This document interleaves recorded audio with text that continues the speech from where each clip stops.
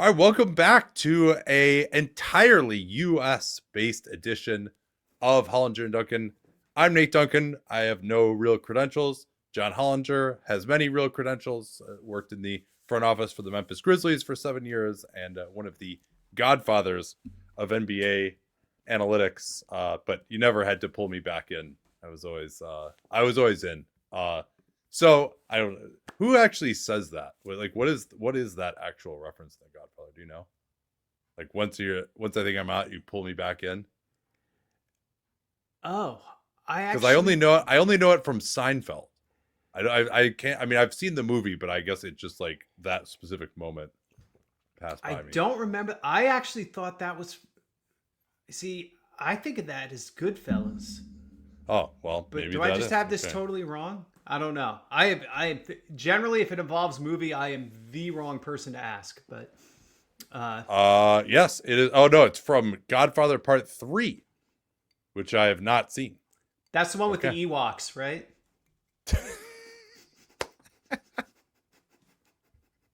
It might as well have been. From what I understand, having not seen it. Okay.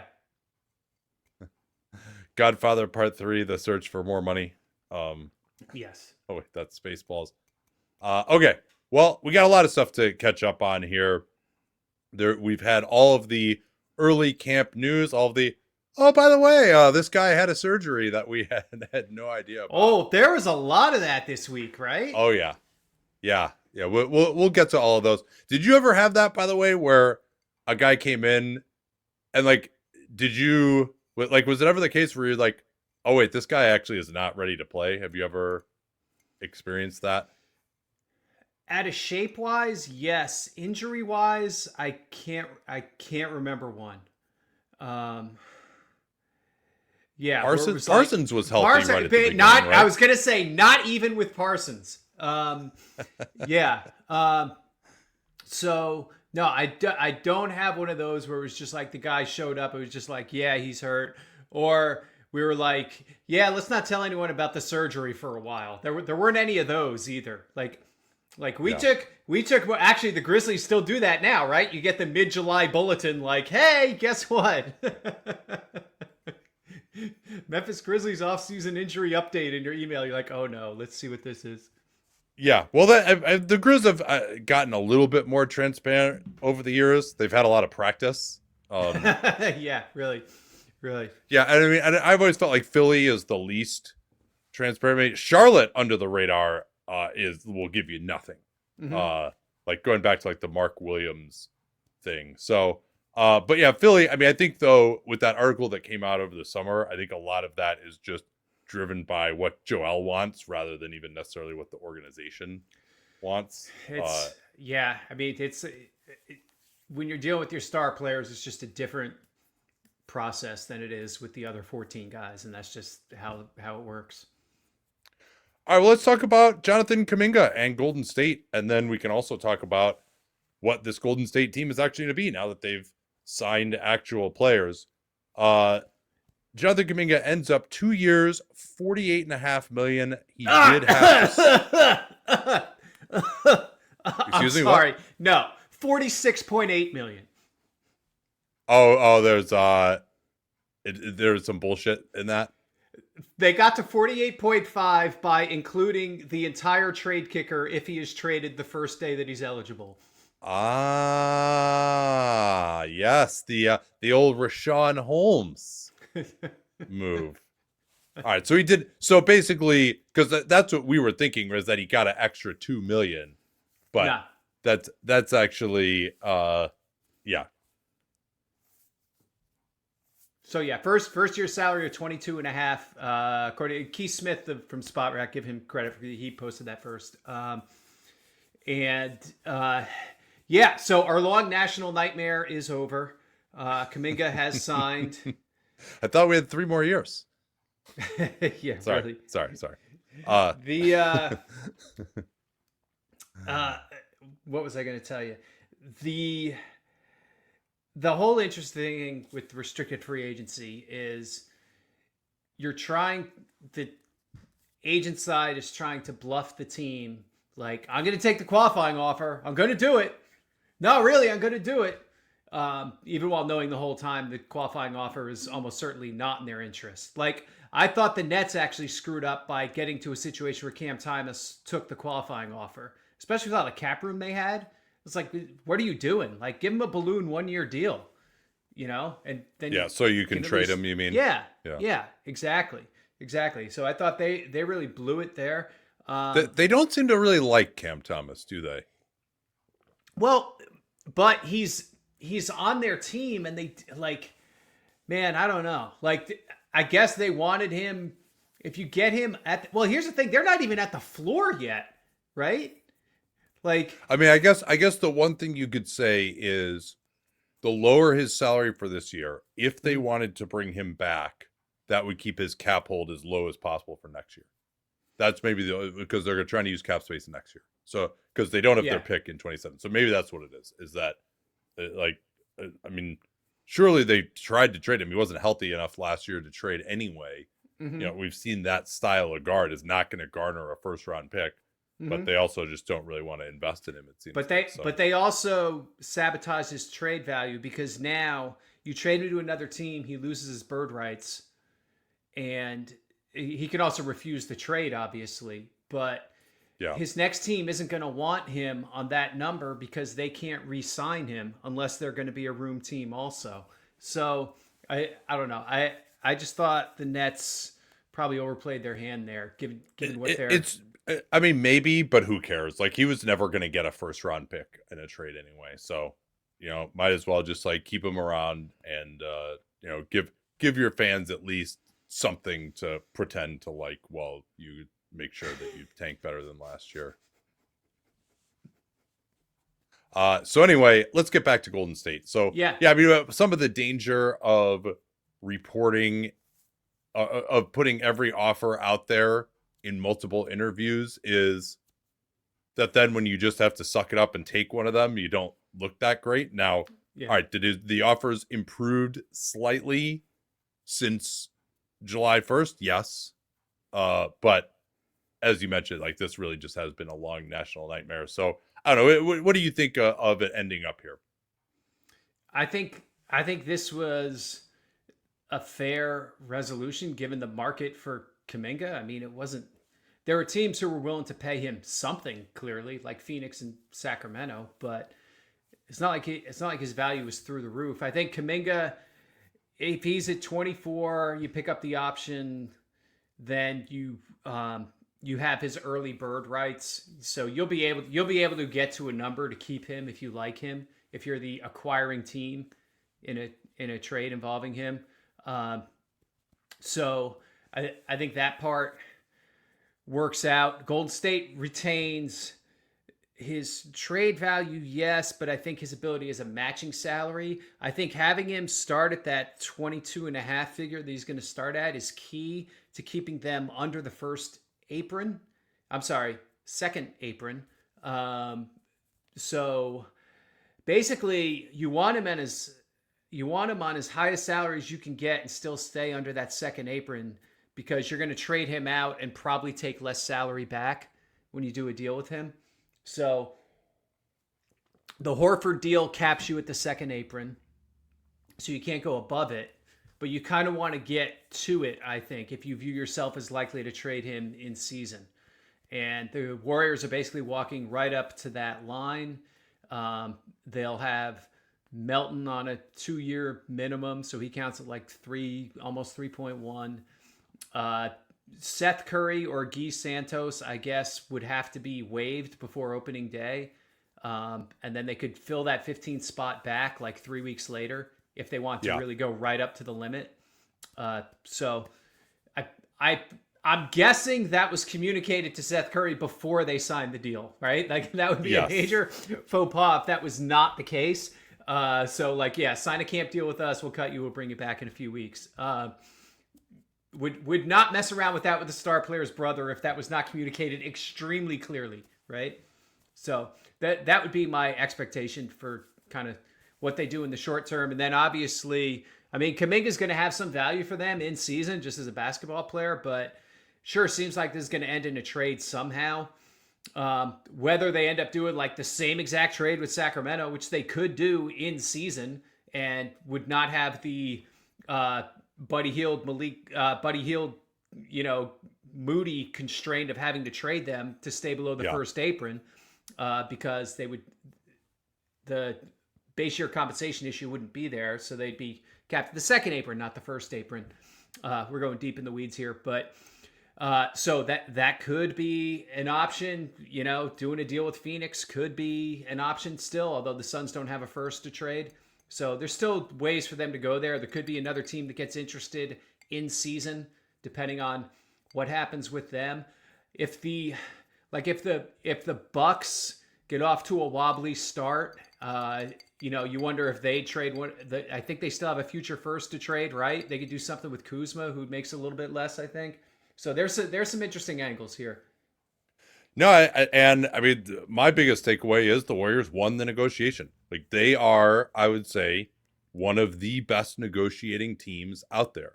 And you can't afford to piss people off. And yeah, maybe when you're Golden State, you got Steph Curry, and Steph Curry even has had moments where he hasn't taken the best possible contract, and you're pretty good and you're in the San Francisco market and all that. You might say, well, you can afford to negotiate harder and not piss people off. But like, the Warriors always get their pound of flesh, and they were comfortable being uncomfortable, and they got to the deal that they wanted. Most importantly, they got Kuminga to waive his no trade, which he would have ordinarily. So he had to do that. And, I thought a quote unquote fair deal would have been 2 years guaranteed at this number instead of the team option. The spin now, coming from Shams through Aaron Turner, I'm sure, is, the team option is designed to be ripped up so any team could, get him on a better long-term deal after this. It's like, well, but then it'd be great if that was a player option instead, right? Yeah. So no, you didn't win on that one. Yeah. I mean, that is, you could do that maybe, but no, like, ultimately the Warriors pushed it really far, and Kuminga had the opportunity to do kind of a mutually assured destruction, but I think the biggest problem for him was there's just too much performance risk for him this year. Like, the whole reason he 100%. wanted to get out of Golden State was he's getting jerked around in the minutes by Kerr. He's got Draymond Green and Jimmy Butler, who he's a terrible fit with because neither of them can shoot. And, he might not be, probably not going to be starting, probably not going to be closing. And, maybe if Steph Curry goes down, they'll need to use him. And maybe he gets traded, but then if he gets traded, the team doesn't have his bird rights, and that's a big complication. So I think, if he could have been like, all right, I know for sure that they need me this year, then maybe you do take the qualifying offer because you're not as worried. There's also the health issue. He missed all that time with the ankle last year. But in the end, like, the Warriors not needing him that much is what enabled them to have the leverage and get this deal done. Yeah, and I think it's understanding the market too, right? That Golden State knew nobody was coming over the top of them with a giant offer sheet, and so they were able to just wait this out. And we saw this in the other 3 restricted free agent situations that dragged out too. I mean, with Giddey in Chicago, where the Bulls had different aims. I mean, getting a long-term deal with him was the priority there, and so I think they got to the deal that was right for them. At 4 years at a flat 25. I think we were seeing it with Grimes. And then Cam Thomas, that one, yeah. I still think, man, you do 1 year, $20 million with him, you're feeling a lot better and get him to waive the no trade. But yeah, I mean, then unfortunately his cap hold is $30 million next year if you do want to retain him. So this way it's, whatever it ends up being is like, $15 million or something. So that's, I actually think it's fine because I don't really care about trading him. But so let's actually talk about who's on this Warriors team. I mean, first of all, the deals. Al Horford, 1+1 at the tax mid level. If you're good, that's what you signed for at the tax mid level, a 1+1. Hopefully he won't turn into another Reggie Jackson, Dario Saric type of situation. And then, as you mentioned, Melton is on a 1+1. He's not going to be quite ready to start the season coming off the torn ACL, but they said he's looking pretty good. I think they're just going to slow play it with him. Gary Payton is back.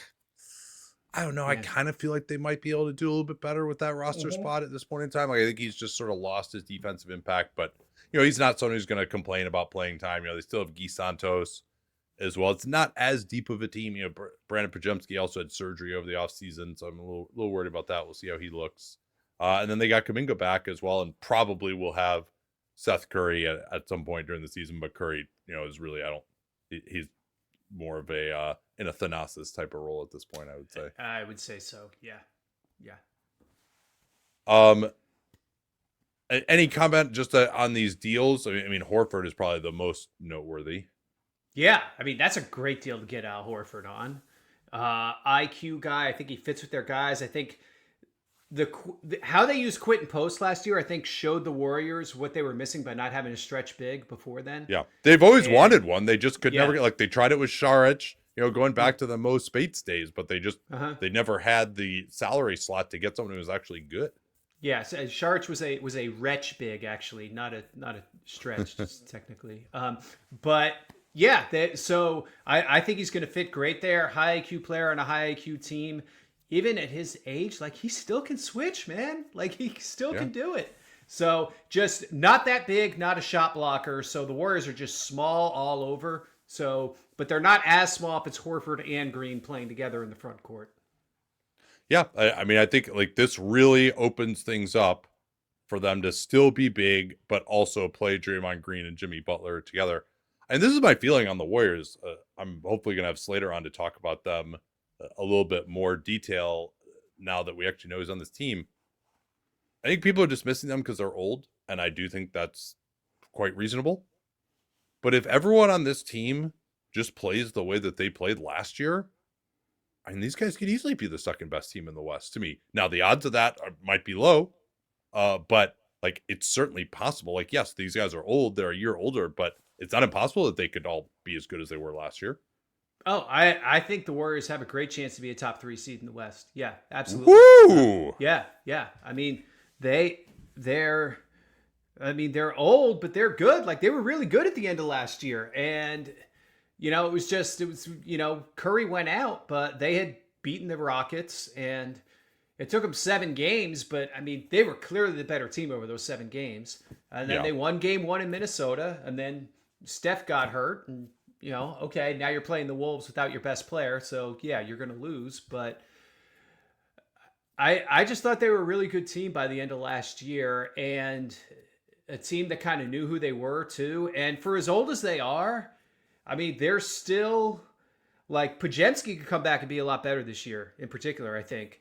Kuminga, yeah, that's why I'm a little disheartened by the fact he had 2 surgeries over the offseason. But we're up to 2 now?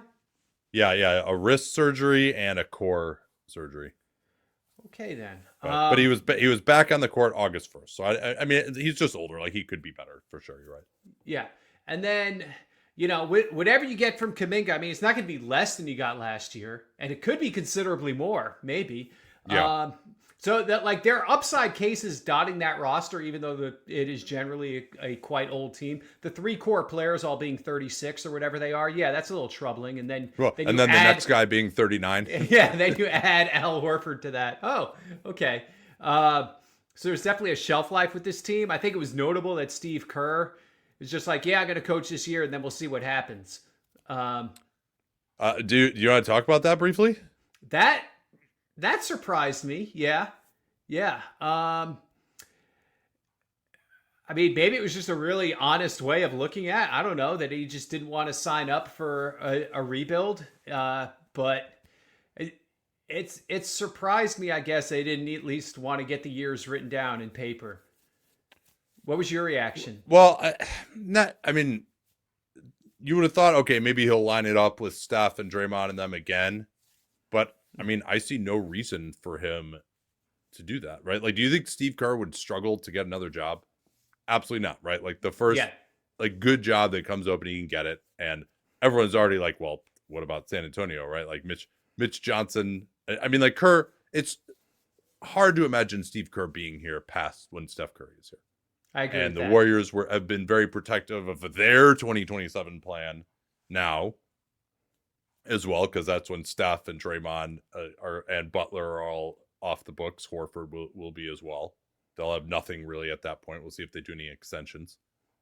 At what point? That's the best thing is that Jimmy actually won't be eligible for an extension until like that that February in 2027.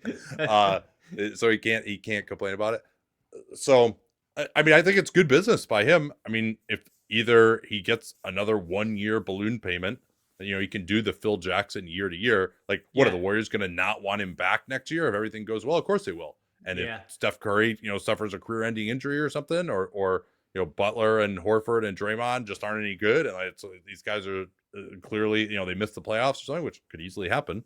Then it'll just, he sits out a year. Maybe we find out Mitch Johnson isn't the guy. He moves to San Antonio, like that. There's a lot of that. I mean, that's pretty interesting to think of him being down there, but that's. He's going to be in demand. I think it's good business by him. There's no reason for him to sign an extension right now. Yeah. Okay. But I guess like these, once Melton comes back, we'll see if he can give them something. But I think they should. Like Quentin Post was a rotation player last year. Like they should be pretty deep. I always think that, and then they started 12-3 last year, and then it totally fell apart. So we'll just have to see. I mean, obviously, it all comes back to Steph. Like if Steph now going to turn 38, if he could still be as good as he was last year, then like once they made the Jimmy trade, then they're kind of at least pseudo contenders. The thing having Jimmy, even though he's only going to play 60 games or whatever, is that he gives an option where they just don't have to spam Steph all through 82 games of the year. I think navigating that last year was really hard for the Warriors, trying to figure out how many minutes should we play him each night, knowing that, it was almost like the Nuggets with Jokic. Like, okay, if we sit for as long as this guy's on the bench, we are just not going to score at all, right? So how long can we keep him on the bench? And I think that having Butler, I think, really changes that for the Warriors. Yeah, I want to dig into them a lot more, but I think their defense could be pretty good. Like Al Horford is still, as you mentioned, is really good, right? I mean, that game against the Lakers last year where they shot 2 for a zillion against him on switches, like that's pretty interesting. Let's move on to our favorite punching bag du jour, the LA Clippers. More allegations have come out. Now, apparently, it really was on paper a $48 million deal. Not only was it stock options, but he had a put option to just turn that into $20 million in cash if he wanted to. It's still unclear, actually, how much Kawhi has actually gotten paid. He only has, on paper, $7 million that he is claiming to be owed from the bankruptcy proceedings. All of the Clippers basically were, it's unfair what's out there. The league investigation, we hope it'll exonerate us. But certainly no exculpatory explanation was provided for any of this. Kawhi kind of alluded to the idea that maybe he did something for them, but again, the whole idea of an endorsement is that it's public and no one's ever been able to uncover that. But was it a consulting agreement on how to maybe Uncle Dennis provided some additional business acumen of how to bilk people out of money outside of the rules? Was that what it was all about? So I mean, I think and then you also have the news that Steve Ballmer, as late 2024, is donating to Sandberg's charity $1.875 million. Again, one of these conveniently right about the amount of money that Kawhi is going to get paid. I mean, is there any further reaction to this? My feeling is kind of now I really, really, really, really, really, really think they did it. Pretty much. Yeah. There's just more and more circumstantial evidence that needs to be explained. And I do think there's a side question of who was in the loop. It is possible that this was a deal between Ballmer and Uncle Dennis that the front office didn't even know about. Yeah. It's possible. And if you're Ballmer, you're like, oh, front office guys, if any of them leave or go somewhere else, they're just going to rat us out as soon as they're gone. So let's keep and generally with something like that, if you're going to cheat, you want to keep the circle as tight as possible, right? That's just, human Yeah. nature, people talk, whatever. So, and that's one thing I wonder about. The other thing I wonder about, because if they, so if the Clippers actually did this as circumvention, and Ballmer is just denying the whole way and saying, no, no, no, I didn't do it. I didn't do it. Like that's not going to help him with the league, right? Right? Like there's a point where you got to kind of be like, ah, shit, you got me. Like here, like, okay, Yeah. I'll But, own well, to, as you noted, I mean, I think you've been the one noting this a lot more than a lot of people, that it really comes down to this having to convince an arbitrator of whether circumvention actually occurred. And so, like, I mean, a lot of people have said, like my buddy Ethan Strauss said this, of like, oh yeah, if the Clippers actually had anything exculpatory, like you could just say, I'm like, well, I mean, number one, they don't have anything that's like actually clean, number Mhm. one. But to the extent there is any kind of defense they're relying on, it doesn't make sense to make any sort of public statements. You save all of that for the actual arbitration, because you don't want to have any kind of inconsistencies in your story and in your statement. I mean, I think Ballmer already fucked himself knowing that this stuff was out there by going on ESPN with Ramona and saying everything that he said, including, oh my God, I got so bamboozled by this Sandberg guy that I donated another 1.875 million to his charity 6 months ago. Yeah, but boy, he really must have felt burned there, Steve. Like, so, I mean, I still think that my position is the league should just take it all the way to the arbitration, unless the Clippers are willing to agree to something very close to the death penalty. Yeah. So like if the Clippers aren't willing to agree to a punishment that nobody would say it wasn't enough, then I'd just take it to the arbitration. That would be my approach if I was the league. I think that's right. Like whatever you do has to have real teeth. You know, whatever the league does. And I think like taking away one first round pick or whatever, no. That ain't it. That ain't it. I think you will have 29 unhappy owners if that is the resolution. And so, yeah, and remember, I mean, this is who Silver works for, right? He works for Steve Ballmer, but he works for 29 other guys who combined have way more power than Steve Ballmer too. And so you remember in the last CBA, I mean, leveling the playing field between the rich owners, basically two of them, you know, the owners shooting money out of the fire hose, Lacob and Palmer, and the other 28 teams, was one of the big themes of that. And who won that? The 28, not the two. And so I think that would happen again. And to one thing you said, though, the Clippers not saying anything exculpatory, I disagree a little that you would wait if you were them, because this is being tried in the court of public opinion at the same time. And I think Adam Silver is sensitive to that. And so I actually think if the Clippers had something that was like, no, this is clearly a mistake, here's why, look, like, come on, then I think it would be out there. Yeah. Well, it's, I mean, I think it's, maybe you're right about that with respect to the punishment, maybe not with respect to the arbitration. Although you do make a good point, because when the league comes to them, as you noted, like the process is going to be like, okay, hey, can we settle this without having to go to the arbitration? Yeah. If Adam Silver says, hey, look, like these guys want your heads, like the public wants your heads, I can't just say 2 first round picks here. Yeah.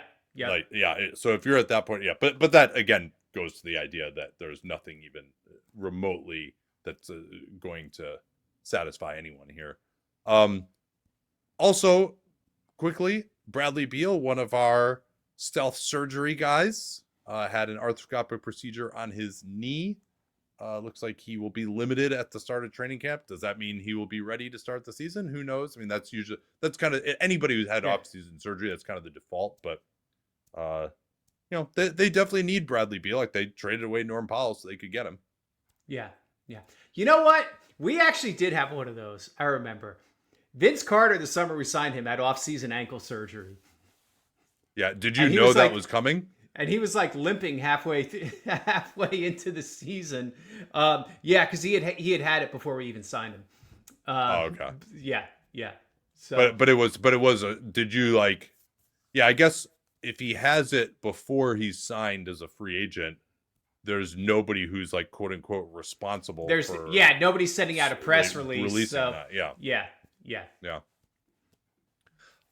Okay, let's see here. What else is of interest in terms of the early camp news? Well, we got to talk about Grimes, right? Yeah, did that happen yet? I mean, we're recording this. It is now 12:34 Pacific time. I think he has 90 minutes here. I read that it's actually the end of the day. I think it's the end of the day. It's midnight. Not, all right. Yeah. So I think the deal is, I think it's going to end in the qualifying offer, and I think here's why. So what's been sort of leaked out there is that even the multi-year offers or the waive the trade restriction offers from Philly are coming in around 10 a year. And I think the reason for that is that Philly really wants to stay below the first apron, and that they value that more than getting a long-term deal with Quentin Grimes right now, because they just want to have the flexibility, don't really know what they have a little bit. Like, they might be awesome, right? But that depends on a lot of factors that are out of their control health-wise. Talk about off-season surgeries. I mean, Paul George, Jared McCain already. And we'll see what Joel Embiid can do. And I think even the Sixers are kind of like, let's, let's see. They play a preseason game tomorrow. Let's see what happens. So I think that's going to end up going to the qualifying offer on him. Yeah, to me, I mean, we could start with Grimes. They need him more now because of what happened with McCain. I mean, Grimes really needs to play the 3 for this team. I mean, they're talking about how Paul George has to play the 4. Paul actually had some interesting comments where he's like, yeah, 10 years ago, I wouldn't have been down, but the 4 has changed. The 4 is actually like getting pretty big again, Paul. I don't know if you noticed that, but everyone's hitting the offensive glass. Like, you're going to have to box out. I mean, I appreciate him being willing to take on that role, but I don't know how much I love Paul George coming off a knee surgery. He says his knee's getting stronger, the swelling's going down, but him being like, I'm very worried about their ability to do anything on the boards.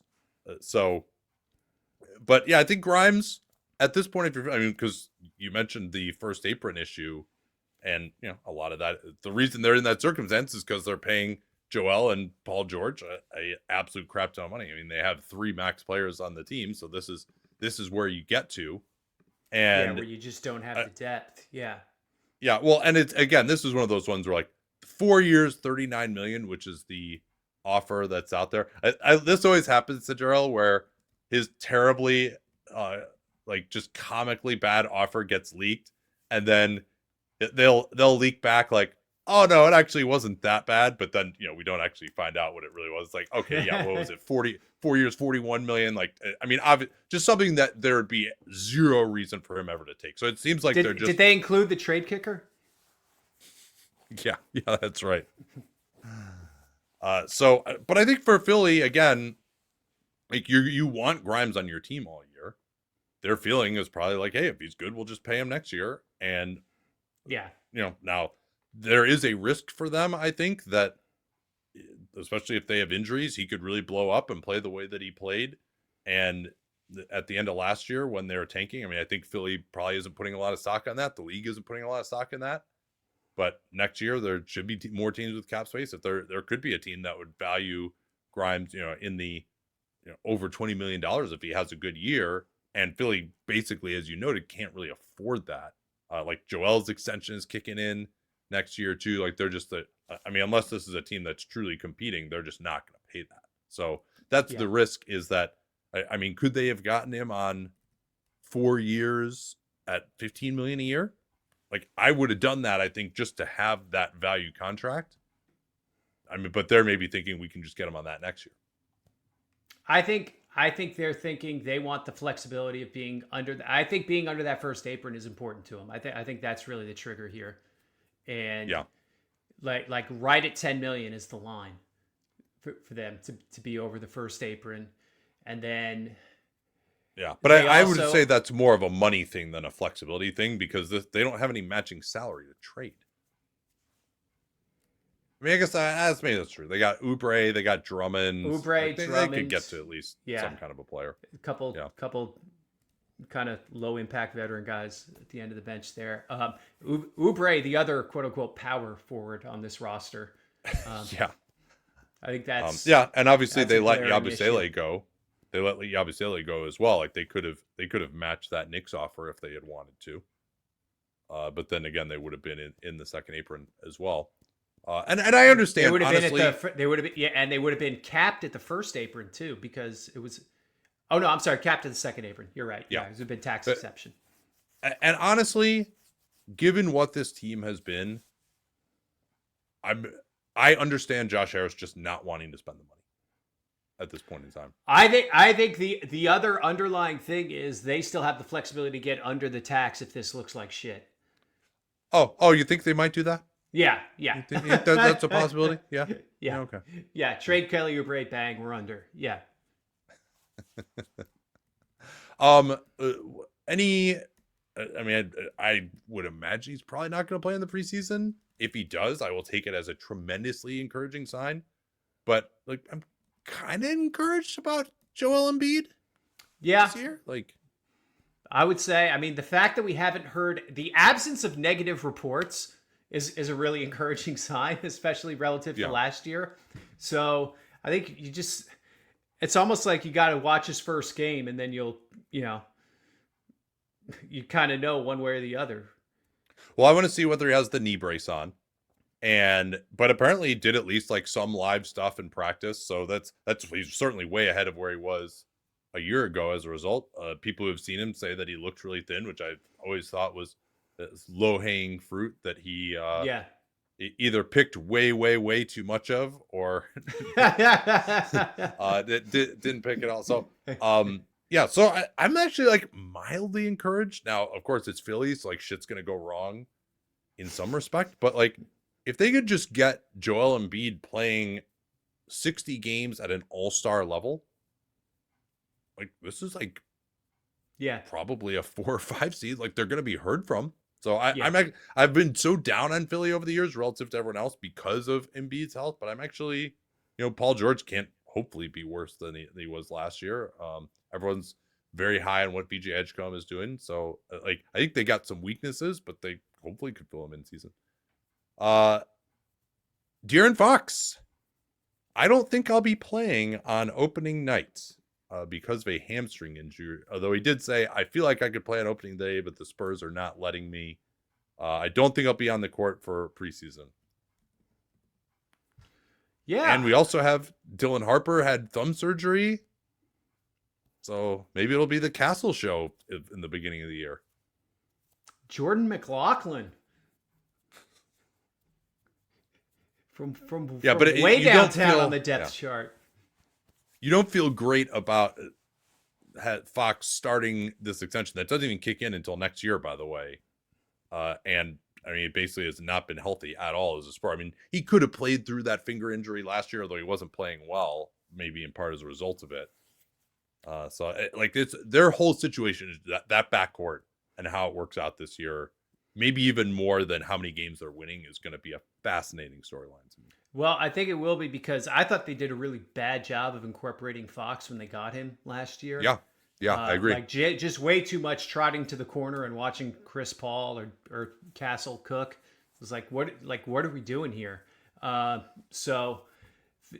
Fascinating to see. Like they have to incorporate his speed. They have to just get the ball in his hands a little more than they did at the end of last season. So how are they going to do that? Let's see. And unfortunately, now we're delayed in seeing how that works. This is an interesting one. Okay.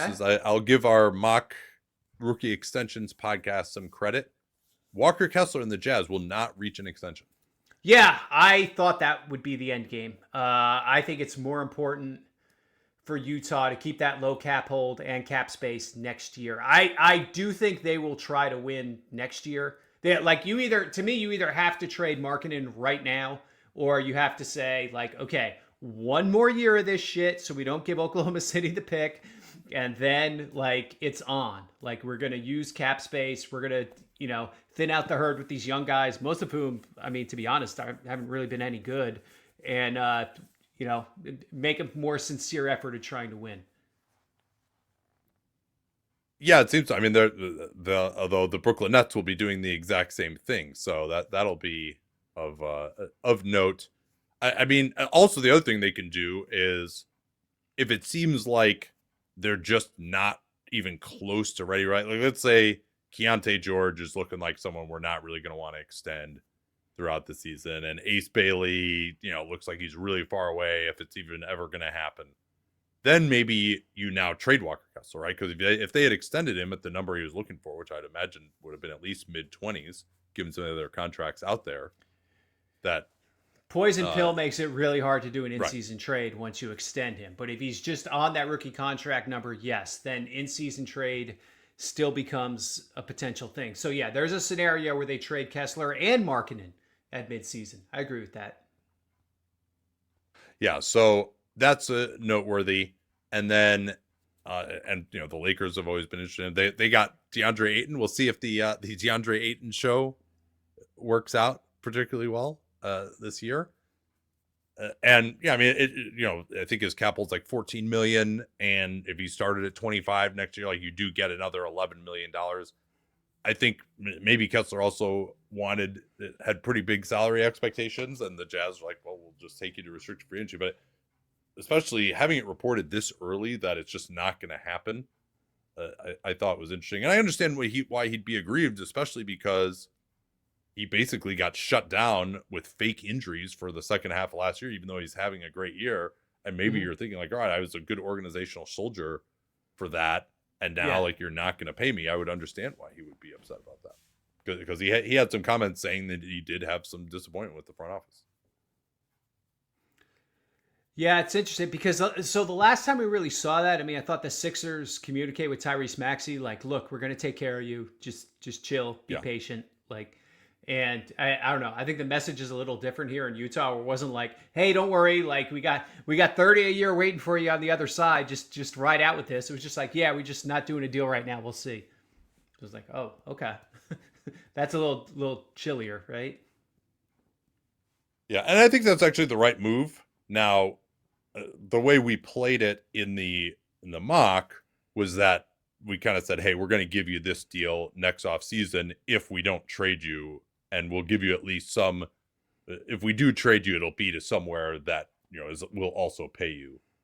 But clearly that doesn't seem to have been communicated. I will say this though, again, Austin Ainge it seems like he's not fucking around. Like he's coming in, he just got rid of John Collins and Colin Sexton and Jordan Clarkson, all three of them. He drafted Ace Bailey, even though Ace didn't want to go there. And now, very interesting that Ace Bailey has parted ways with Omar Cooper at the same point as Sharif Cooper is signed by the Washington Wizards, who were drafting one slot behind Utah. That reporting has indicated that that's where Ace Bailey was hoping to get. But Ace, he seems ensconced in Utah. Like Austin Ainge absolutely did the right thing there. And now with Kessler, like he is negotiating pretty hard, and I kind of like that. Again, that's the approach that he's taking. I've liked the aggressiveness with which he's kind of not really given a fuck so far. Yeah, are you a little surprised they haven't bought out Kevin Love or Kyle Anderson? Yeah, I don't know. I mean, yeah, they do have these 4 vets in there now, right? It's Niang, who's supposed to be a great locker room guy. Love. I mean, I think there's maybe something to having him around. Like, I think he wants to be there. He versus like not being in the league at all, right? Which is what it would be as of right now. Yeah, Anderson. I can't remember who the fourth guy is. Maybe it's Nurk. Steve, but Nurk. Yes, that's right. Yeah, that's another interesting one. So, yeah, I'm a little surprised. I assumed that he wasn't going to be there. I thought it was kind of interesting that he's going to be in camp for them. And let's see, what other things did we want to talk about here? Memphis doesn't have any bigs. Yeah, right now. Are you saying? Well, does Jock Landale count? What about Jay Huff? He's still there, right? No, he's gone. He's in Indiana. Their best big right now might be PJ Hall on a 2-way. who I actually think might be able to help them.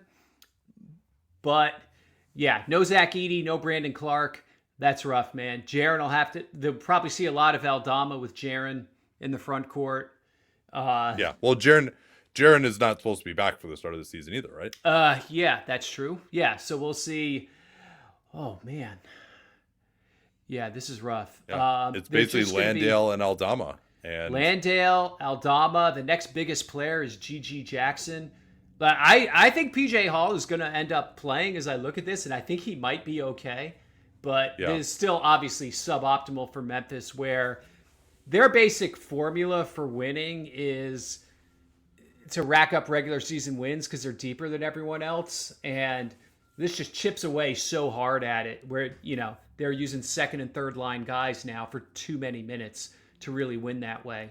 Yeah. Maybe they could throw Vince Williams Jr. in there as well. I don't know. Cedric Coward, he's got a 7'2" wingspan. I don't know if you knew that. He's actually one of the guys I'm most interested to see in preseason. He's the one guy that isn't injured right now for Memphis. And like they've still, they've got some good guards in there too. So I'm interested to talk about them in more detail going forward, but it's not a great circumstance to be in. Yeah, because like what they want to be so much bigger than this. Like they want to move Wells down to the 2 so he can guard smaller players.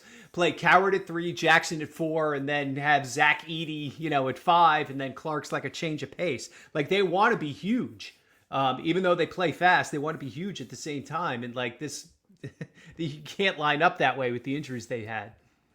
Yeah. Well, I mean, they have plenty of depth now for the inevitable Morant injury or missing time, at least.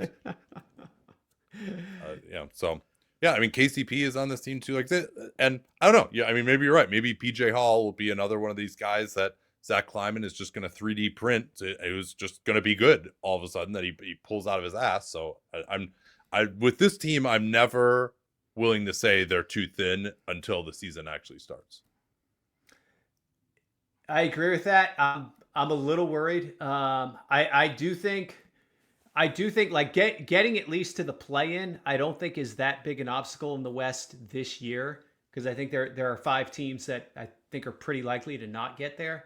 But getting anywhere beyond that is pretty hard with this roster and this squad, just taking the step back after last year, which I think was probably the right move. But I just this is such a transition year in Memphis already, and having all these injuries to start the year, like it could be tough coming out of the gate.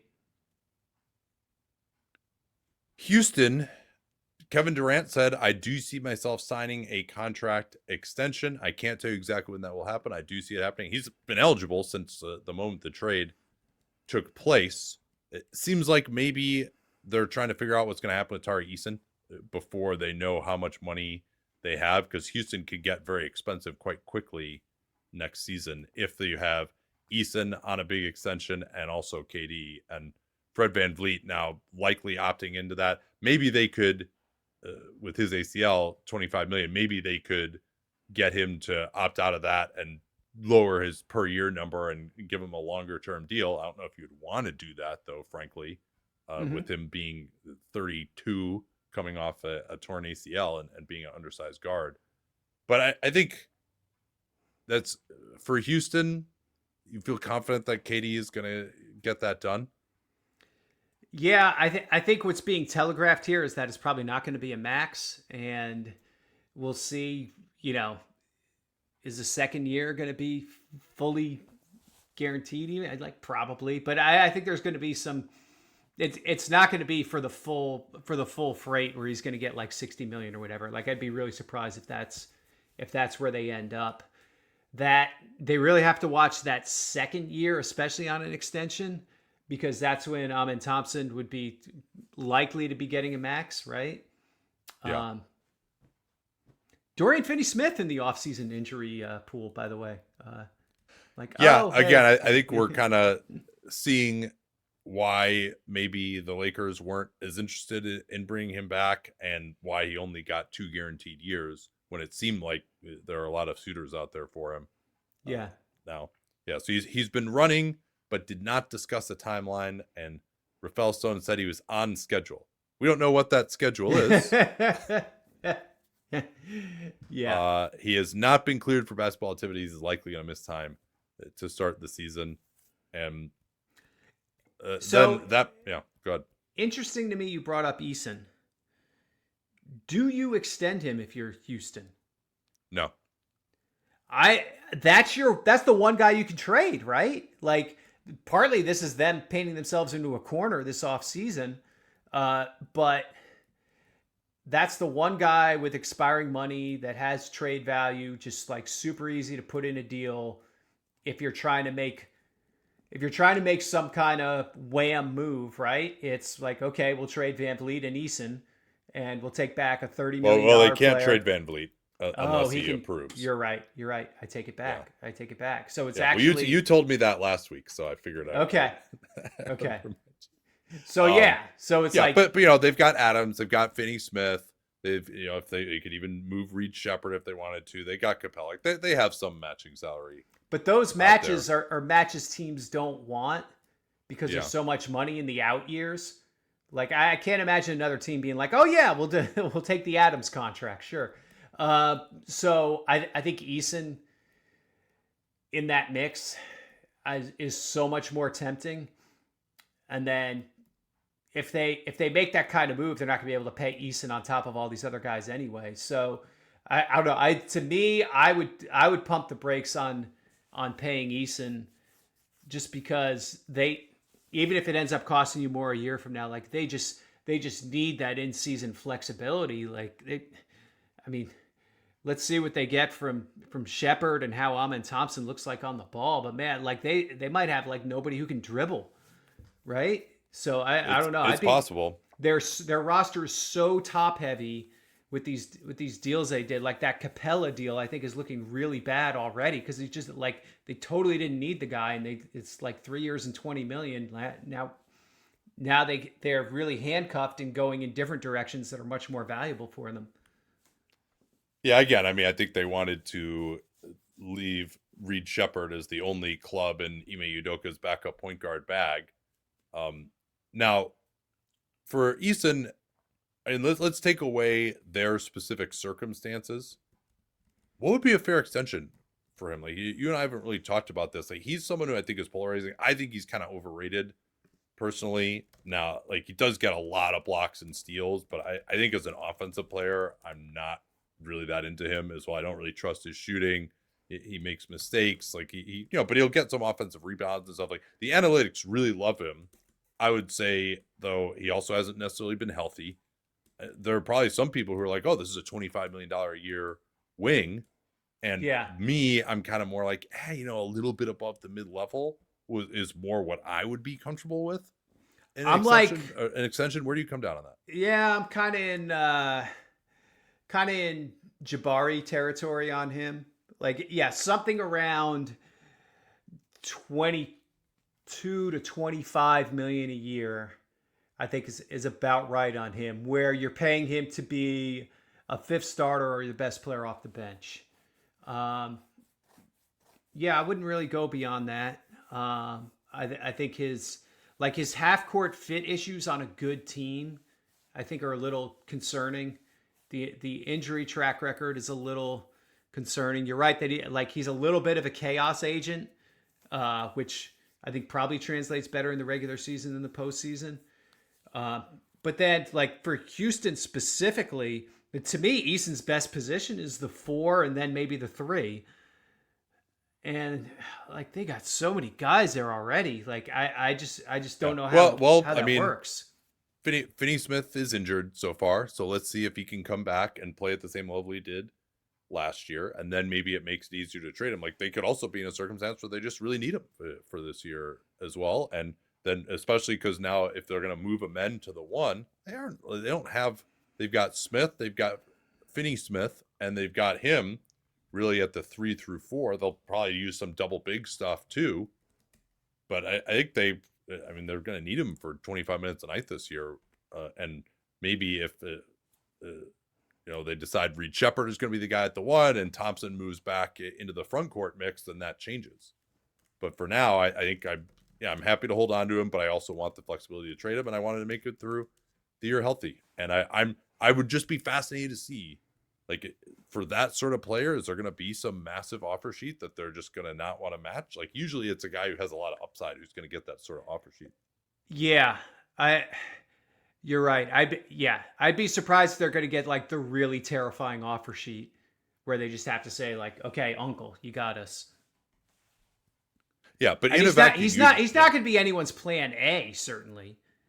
He's not going to be like, yeah, we created this cap space so we could, we could get so we could make this run at Tari Eason. Like that's not what's happening. Well, I'll tell you this. If he does get extended, it's going to come in for a lot less than people think.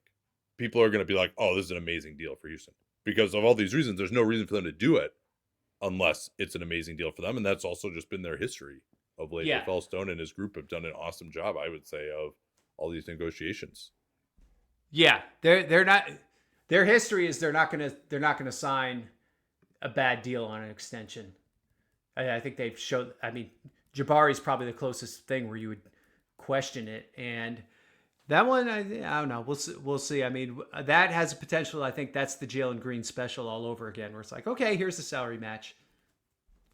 So this is actually what I want to close on, and I apologize. I hope you'll forgive me for springing this on you now, but we've talked about a couple of teams, Houston and Golden State, that I think of as really good negotiating teams. And Gerald Morey has kind of been in that mix as well. The Nets also, they've had their moments of negotiation, other times when they haven't done a great job. But what I wanted to ask you is, who are the best and worst negotiating front offices that come to mind for you? And I can there's negotiating on trades. There's negotiating on contracts. Yeah, I would say let's just put it on contracts. On contracts. I think Boston does a really good job. They did kind of cave on that Jaylen Brown extension, but yeah, I think you look at their other deals and you're like, oh, okay, that turned out to be a win. That turned out to be a giant win. That turned out to be a win. What about Drew Holiday? Yeah, that extension. I mean, hey, they were able to get out of it they were going to get picks back. That was kind of incredible. Okay. I mean, and they did have a happy Drew Holiday when they won the championship in 2024. But yeah, I mean, that was the moment it was signed, I was like, this is a bad deal. Now, there might have been other people who wanted to give him a bad deal in 2024 free agency, like Philly was out there lurking. Philly and Daryl, I think I've got to take off this list ultimately. I think they do a good job on trades, but the Joel extension automatically disqualifies you. Yeah. I would say the Grizzlies have done a good job. I would say I think the Clippers have generally done a good job. Yeah, they've done well with Harden. I would say they also did not pay Paul George, which is looking like a smart move. They managed to get there. Yeah. And they managed to get Kawhi for only $70 million a year.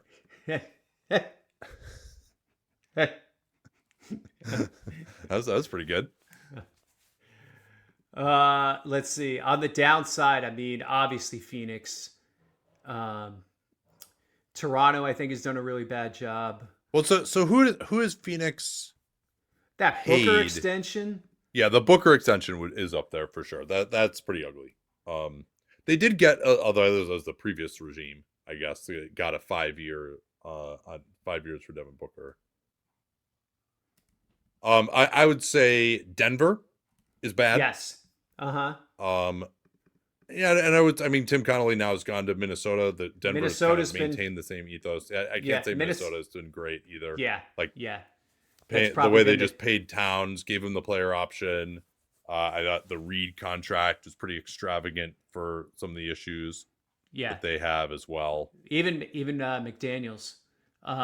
They got a 5th year on Edwards though, didn't they? Yes, they did. They did. Yeah, that was key. Chicago, obviously. I mean, they actually negotiated with Giddey. They actually negotiate pretty well with contracts on their own players. If you look like with one glaring exception that we will get to. The Vucevic extension was terrible. Oh, God, you got me with that. Yeah, I was just going to say Patty Williams because the Kobe They White. found religion. Like some of these teams, it's like they are so profligate that then they just have to find religion because they've used up all their space. They can't have any more. Yeah. I would say the Kings, not very good. Like the Sabonis renegotiation extension, was not a huge fan of that one. On the good side, I really like Golden State a lot. I mentioned that earlier. I think they're top 5 for me in terms of their ability to negotiate with players. Who are you going to say? I was debating in my own head how I felt about Orlando. I mean, it's got to be on the bad side, right? Like what good deals have they gotten? Like they gave Paolo the player option. They gave Franz the auto max. They gave Paolo and Franz everything. That's why I was looking at that. The Suggs contract is interesting. They definitely gave him a lot. I mean, I think the deals on another guy who might not be ready for the start of the season, by the way. Yes. They're hoping that there's still a long way to go before he's cleared to play, according to Jeff Gordon. and that's a big piece there. I mean, he had this surgery in March. I mean, this is an injury that I hadn't known anything about. Let's see if I can find the exact verbiage. It's an unusual injury, right? The trochlear joint surface, and they also had a cartilage fragment. So the trochlear joint is the groove that the kneecap slides in, basically. I had not seen that one before. And he's had a lot of knee issues. I really want to be high in Orlando this year, but the health concerns, like Suggs to me is pretty irreplaceable for them.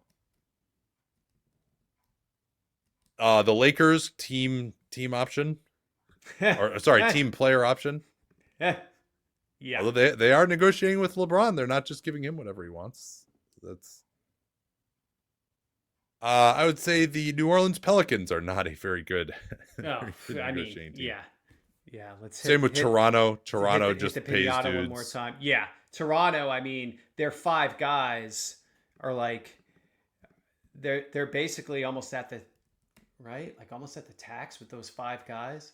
I mean, well, the other thing you can say too is they try when a team tries to really use their leverage.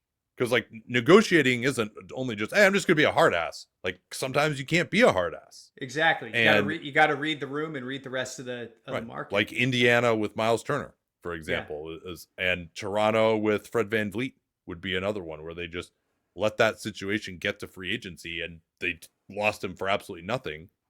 I guess not seeing that there would be an offer out there for them. Another great Houston contract, by the way.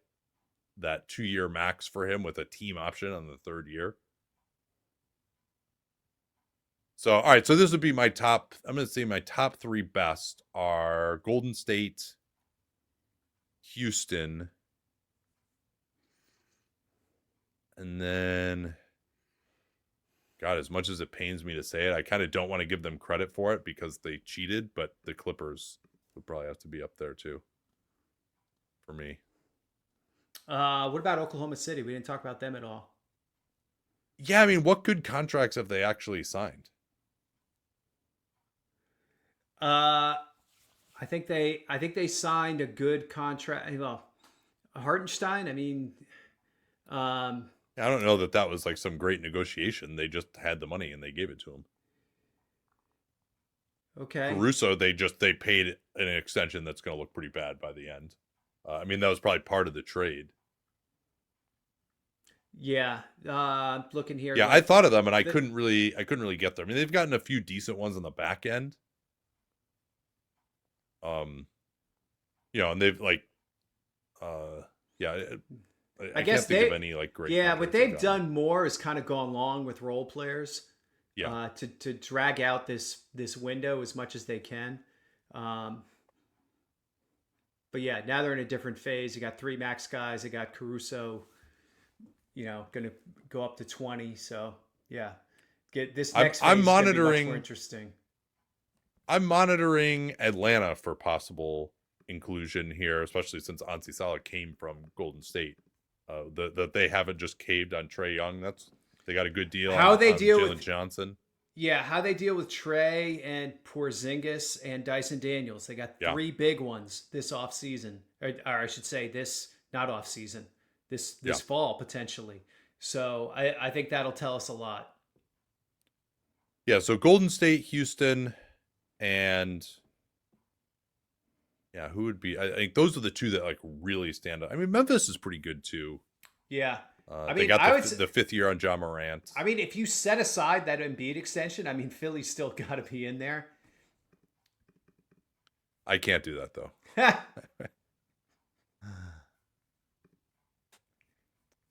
And then worst, I would have to say Denver comes to mind for sure. Portland. Ooh. Let's see what happens with Shaden Sharp. Yeah. Oh, that's another one we didn't talk about. Actually, Scoot Henderson's going to miss 4 to 8 weeks. Yes. That's a big problem. That wasn't a surprise. That was an injury on the court that happened when they were ramping up. But right. It's a big one because they're talking about how they just want to play fast and like, okay, you have one guy you can play fast with and he's hurt now. So going to be really interesting to see what happens at the point there while Henderson is out and recuperating. I mean, he shouldn't miss that much time, you hope, although it could go as long as 8 to 10 weeks. So that could knock just him out. Missing training camp is tough too. Like he's also like he was largely healthy last year, but it was the first time that's really been the case. Yeah, you don't like anytime a young player like that is getting those sort of muscle injuries, it does kind of raise your eyebrows a little. Yeah, and it's going to be interesting to see, like, they might lean into Point Denny a little bit based on what they have on the roster. Like, Drew Holiday is nominally a point guard, but, like, almost played as a forward last year in Boston. So yeah, no, he can't do on-ball stuff anymore. That ship sailed for me in the 24 playoffs and definitely last year after Tatum went down. They've had plenty of times when they could have used some creation for him and he just didn't have it. And then they got Blake Wesley as a kind of speculative piece behind Scoot, but he's, kind of offensively challenged. Caleb Love on a 2-way. Let's see. They might add another guard on a 2-way now. They still have a spot open, it looks like. So, really, really interesting situation the Blazers are in because I think in their own mind, I think they're ready to make a move up in the standings, but I just don't know if they have the offensive talent to do it. They know they want to just defend and run and stay out of the half court, but they could be really good on defense, but man, I just don't know how they score. Well, and I thought it was interesting that Jeremy Grant said he expects to start. That's a lot more likely now with Henderson being hurt. So I was at the Blazers media day. So yeah, that was the one like record scratch moment.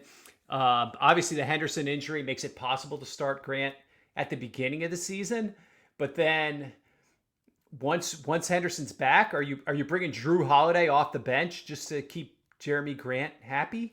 Like I don't know. That doesn't make a lot of sense to me.